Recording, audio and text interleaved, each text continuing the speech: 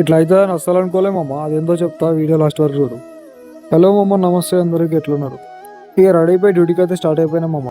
ఇక duty complete చేసుకొని బయటకు కూడా వచ్చేసి వచ్చినాక మనతో ముచ్చట్లు పెట్టుకుంటూ ఆనే ఉన్నా కొద్దిసేపు. ఇక ఆ నుంచి సీదా రూమ్కి అయితే స్టార్ట్ అయిపోయినామమ్మ. ఇక రూమ్కి పోయినాక ఎట్లయినా బోర్ కొడుతుంది కదా అని బయటకు పోదాం అనుకున్నా. రూమ్కి పోయినాక మనలు కూడా వస్తా అన్నారు. ఇక ఫ్రెష్ అయిపోయి బయటకు అయితే వచ్చేసినాం మామ. ఇక ఆ నుంచి సీదా ఇస్కాన్కి అయితే పోయినాం.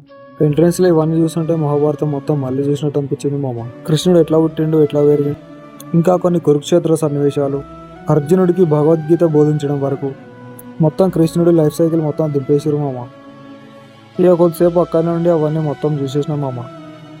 ఆ ఫీల్ అయితే వేరే లెవెల్ వచ్చింది. ఇక ఆ నుంచి లోపలికి అయితే ఎంటర్ అయిపోయినా. లోపల పోగానే ఫుల్ పబ్లిక్ ఉన్నారు మామ. వీకెండ్ కదా మామ, మనలాగానే అందరు వచ్చేసారు.